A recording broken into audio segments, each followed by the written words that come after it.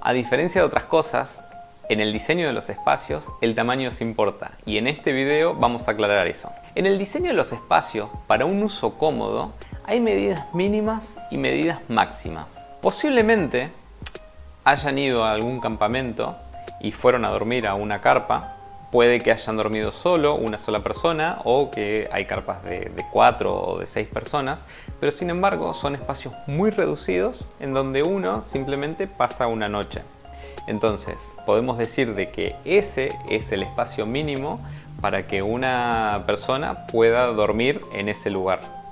Sin embargo, también voy a poner una situación extrema, ¿no? Pero imagínense dormir en medio del hangar de un avión jumbo con una cama bien ordenada, muy cómoda, pero que cada vez que respiramos hasta sentimos el eco del vacío que hay en ese lugar.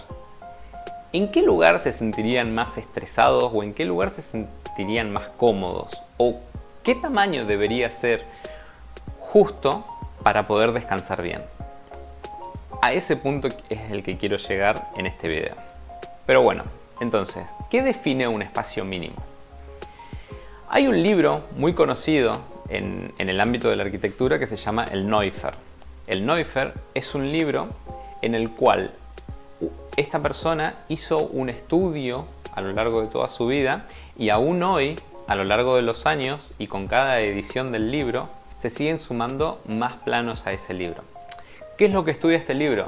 Este libro lo que estudia son las diferentes áreas de uso que tiene una persona común en nuestra vida cotidiana. Vamos a encontrar desde las medidas mínimas de un baño hasta las medidas que debería tener el radio de giro de un avión en un aeropuerto. Entonces, pasando por toda esta cantidad de información, básicamente lo que dice es que cada elemento o cada situación que tenga el hombre tiene un área de uso. Por ejemplo, un sillón ocupa un espacio, pero también se necesita otro espacio para poder estar parado frente al sillón y poder sentarse. Eso después se va a ir sumando, por ejemplo, a el área de circulación que yo necesito para poder sentarme en ese sillón. No debería estar molestando para el paso que haya de circulación. Esto se ve bien, por ejemplo, en las salas de cine.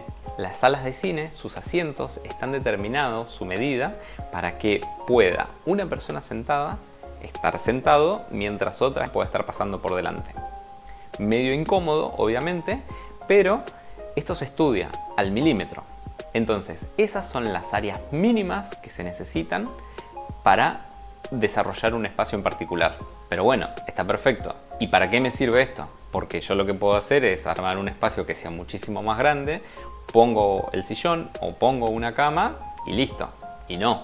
En este caso, cuando uno tiene que diseñar los espacios mínimos para que eso pueda funcionar, es cuando empieza a tomar relevancia todo el diseño como tal y realmente está en la capacidad técnica que tiene cualquier persona para poder hacer un espacio mínimo. De hecho, creo yo que es mucho más difícil diseñar un espacio mínimo con las superficies acotadas al milímetro que tener un poco más de espacio como para poder hacer los diseños más fluidos o más grandes o lo que se necesite. De vuelta, ¿en qué me sirve todo esto? Bueno, por ejemplo, hay disciplinas en las cuales es necesario tener este tipo de conocimientos para poder diseñar los espacios. Uno de ellos es la arquitectura naval, en donde ya se tiene diseñado el casco del barco. Entonces viene una persona que diseña específicamente los espacios dentro de ese casco, y no solo que es un espacio cuadrado, sino que también tiene una forma determinada. Entonces esa forma va a generar diferentes espacios que no solo lo podemos ver en los planos vistos desde arriba, sino que también vamos a tener que trabajar con pequeños cortes a lo largo del casco y poder medir qué capacidad tiene, no sé, un gabinete, dónde voy a poner la cama, si me da el paso de cabeza, bueno, hay un montón de situaciones en lo que es arquitectura naval. Después, por otro lado, tenemos, por ejemplo, el diseño de los espacios dentro de los jets privados. Esto es aún más pequeño en donde tal vez en el centro necesitamos tener la circulación y a los costados es donde están los asientos o donde tenemos la mesa o donde suceden las diferentes cosas. No podríamos ponernos para un costado porque la misma forma del avión hace que no podamos ir transitando cómodamente.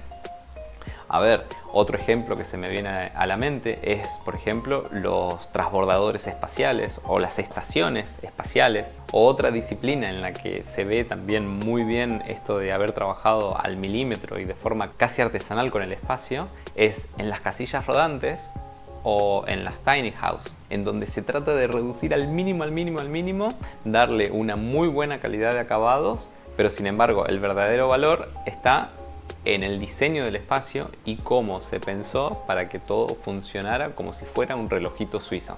Y esto está bueno, sabiendo de que hay un libro, hay una bibliografía que estudia todos los espacios de uso de todas las cosas que normalmente tenemos cotidianamente, hace que uno pueda diseñar desde este punto de vista. Cuando uno no sabe qué tamaño debería tener un espacio en particular, es muy bueno poder desarrollar qué elementos van a estar en ese lugar o para qué se va a usar ese espacio, y en base a eso podemos decir, bueno, acá tengo un escritorio, acá tengo un pasillo, tengo otro escritorio, va a haber una mesa para tantas personas, este es un comedor con tantas mesas, o este es un dormitorio y la cama va a ser king size, va a ser una queen.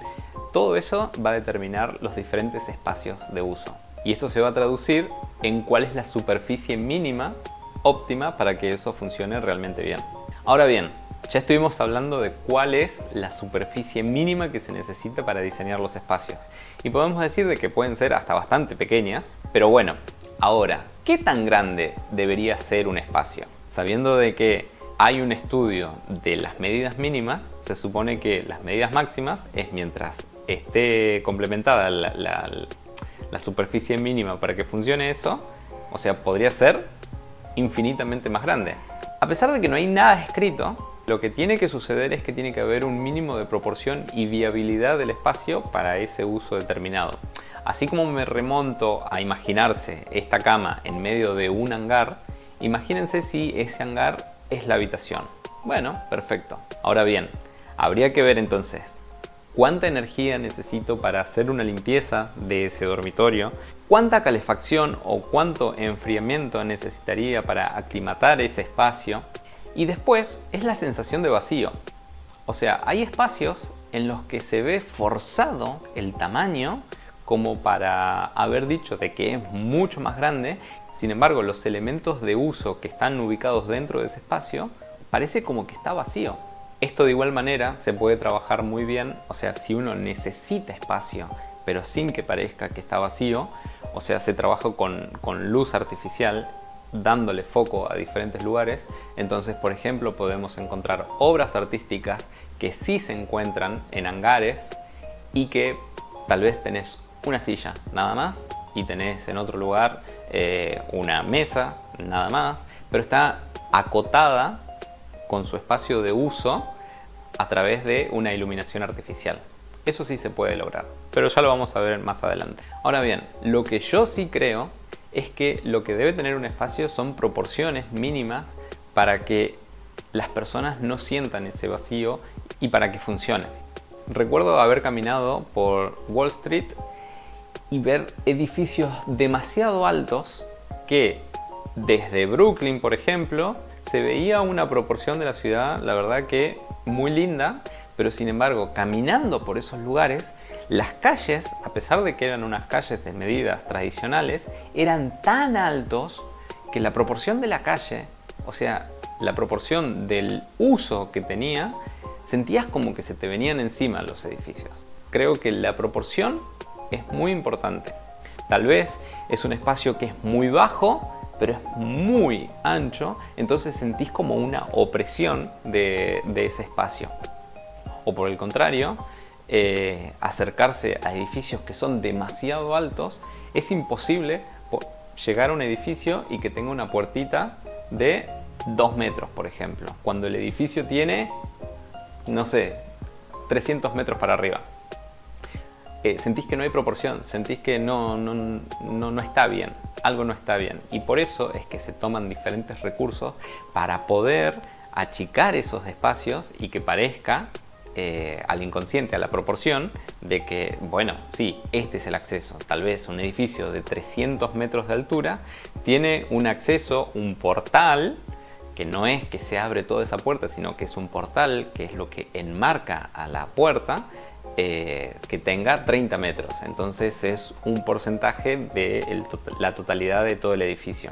Y a medida que nos vamos acercando más, sí, se va achicando hasta que realmente llegamos a una proporción de uso cotidiano de a lo mejor una puerta de 4 metros. Tampoco es que digo que tiene que ser de 2 metros, ¿no?